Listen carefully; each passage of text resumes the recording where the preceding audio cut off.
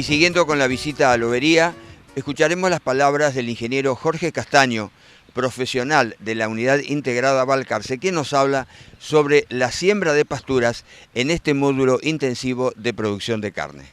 Se están sembrando las pasturas, ¿cuáles son las mezclas? ¿Están divididos, digamos, los tipos de suelo en forma posible para hacer distintas mezclas? Sí, correcto. Ese es el trabajo previo que estuvimos haciendo. Nosotros ya vinimos durante noviembre, diciembre y en febrero aquí al establecimiento. Vimos cuándo se cosechó, el rastrojo que quedó. Hicimos un relevamiento de los suelos. Básicamente un problema común en esta zona es la presencia de capas de tosca a determinada profundidad. Así que hicimos esos relevamientos y en función de la pendiente, la profundidad del suelo y la profundidad de la tosca, diseñamos distintas mezclas forrajeras según la aptitud de los potreros. Es decir, estamos poniendo especies de acuerdo al ambiente donde van a ser sembradas. El productor esto lo manejaba como un campo agrícola, pero no estaba conforme con los resultados de la agricultura. Y bueno, y él tiene vocación ganadera, entonces se acercó al INTA, quería implantar verdeos y pasturas, y bueno, de ahí surgió la idea de hacer esta especie de módulo demostrativo, porque está aquí pegado a la rural, en el acceso sobre asfalto a la localidad de Lobería, y bueno, y porque hay una ventana optimista para el desarrollo de una ganadería productiva y sustentable. Jorge, así rápidamente, digamos, y teniendo en cuenta estos tipos de suelos, ¿cuáles son las mezclas que van a imperar aquí en estos módulos?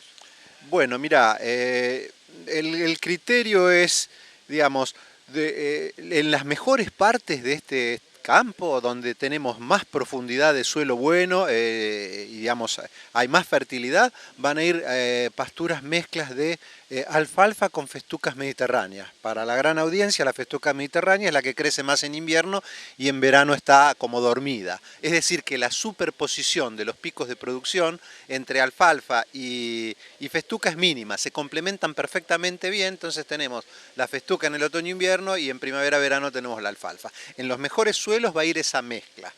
En los suelos donde tenemos algunos problemas, algunos bajitos, donde hay algunas limitantes, pusimos especies más adaptadas y resistentes a esa situación y la mezcla es las festucas tradicionales, continentales, con tréboles, trébol blanco y trébol rojo, como para tener una leguminosa que acompañe en el invierno y una leguminosa que acompañe en el verano.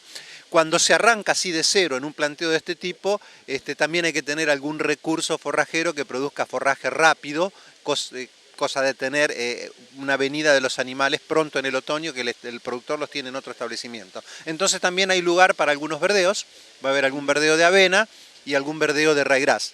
No olvidemos que también el productor tiene ovinos en el establecimiento, entonces bueno, necesita algún potrerito aparte para el manejo de los ovinos. Pero básicamente esas son las dos grandes mezclas, digamos, ¿no? En los mejores suelos, festucas mediterráneas con alfalfas, alfalfas de grupo intermedio, tipo grupo 6, 7, y en los potreros más tendidos, festucas tradicionales con trébol blanco y trébol rojo. Jorge, para ir finalizando, yo creo que entiendo que la fertilización es uno de los temas fundamentales al momento de implantación, sobre todo de un campo agrícola que debe tener una larga historia, ¿no es cierto?, de producción de granos. ¿Ustedes han hecho un relevamiento respecto al tipo de nutrientes que pueden llegar a faltar en ese suelo? Sí, por supuesto, no. Además de hacer el relevamiento topográfico y profundidad de suelo, se hicieron los análisis correspondientes para ver el nivel de nitratos y partes por millón de fósforo. Estas siembras están acompañadas con alrededor de 80 kilos de fosfato diamónico en la siembra, que actúa como corrector y arrancador de la pastura. Independientemente del nivel que tenga el suelo, siempre es conveniente que el perdigón esté cerca de la semilla para que esa plantulita, con una raicilla muy corta, pueda tomar agua y nutrientes rápidamente y desarrollarse lo más que pueda antes de que baje la temperatura y se acorten los días. Estamos a principio de marzo, estamos sembrando en muy buena fecha, todavía en verano, está empezando a chispear, a llover, así que pensamos que estamos teniendo un buen arranque. Cambiando de tema, vamos a compartir una nota que le realizamos al ingeniero Fernando Aramburu, profesional de INTA Balcarce, en el marco de la jornada donde estuvimos en INTA Tandil sobre la producción de soja. Y en este caso el ingeniero Aramburu nos habla sobre las brechas de producción. Lo escuchamos. El concepto es tratar de estimar cuál es la diferencia entre el rendimiento que obtienen los productores, como bien dijiste vos, y aquel que sería posible alcanzar aplicando las mejores prácticas de manejo.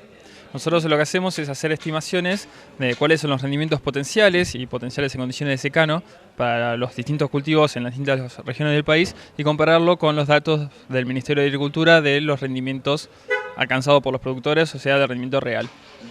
¿Esas brechas ustedes las están estudiando solamente en soja o en otros cultivos también? No, las analizamos para soja, trigo y maíz, para los tres principales cultivos, y tenemos un proyecto para avanzar también con girasol. Bueno, estamos ahora en una jornada sobre soja. ¿Cuál ha sido el motivo de tu disertación o el tema, hablando de estas brechas? ¿Por qué se producen? Y bueno, si son posibles achicarlas. Bueno, sí, acá lo que hice fue primero presentar brevemente los resultados de este proyecto a nivel nacional, como de manera introductoria, y después ir un poco más a lo que son los rendimientos de soja en el sudeste bonaerense, que son, comparados a los rendimientos del resto del país, bastante bajos.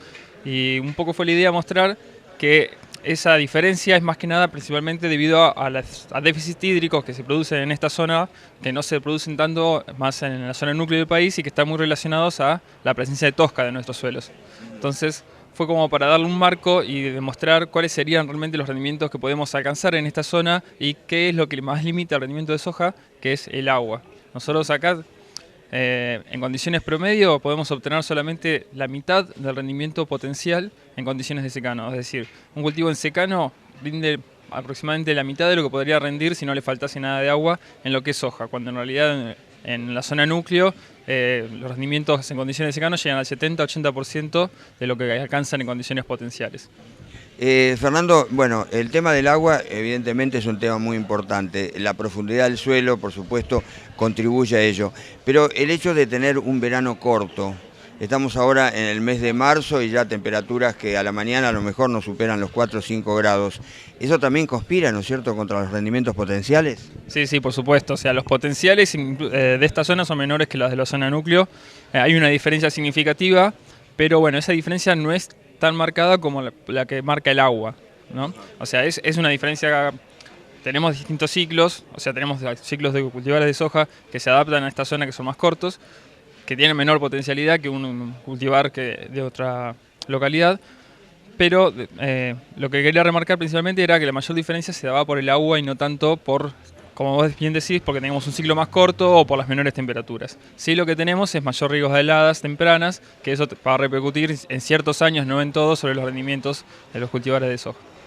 A ver si podemos entender, Fernando. Supongamos un cultivo de soja de una variedad de grupo 4, por ejemplo, 3,5, y que se tratara con riego, sembrada, bueno, a principios de noviembre. ¿Allí puede expresar su máximo potencial hablando de suelos profundos? Sí, podemos hacer cultivos bajo riego. Nosotros en la estación experimental tenemos ensayos de potencialidad de soja y estamos alcanzando y superando las 6 toneladas de soja bajo riego y sin limitaciones. 6 toneladas. Sí, incluso en Balcarce podemos llegar. Tenemos también, cuando tenemos bajo riego, por ahí empiezan a aparecer problemas de enfermedad y demás que dificultan un poco el manejo, y son ensayos, ¿no? Ensayos de condiciones potenciales. Obviamente que en el campo es muy difícil poder, incluso bajo riego, alcanzar esos rendimientos, porque también puede haber problemas como, por ejemplo, vuelco de las plantas y demás, que nosotros para un ensayo lo podemos manejar de otras maneras, cosechando a mano, pero bueno, a campo es mucho más difícil de conseguir, pero nos sirve a nosotros para tener una idea de cuál es la diferencia entre lo que se puede obtener sin limitaciones hídricas y respecto a lo que se obtiene en condiciones de secano. Hoy ustedes estábamos hablando de a lo mejor un 50% de brecha. Esas brechas, bueno, si no tenemos problemas de agua o si no se cuenta con el riego, son difíciles de achicar entonces. Claro, exactamente. Ese 50% me hacía referencia a la diferencia que se consigue entre secano y con riego. La brecha de rendimiento que nosotros estimamos para soja, para esta zona, comparando el rendimiento que logran los productores con el rendimiento que se consigue en condiciones potenciales, pero en secano, con el agua disponible, es del 30%.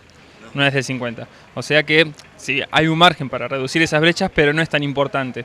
Incluso son mayores las brechas que estimamos para esta zona, para maíz y para trigo respecto a soja.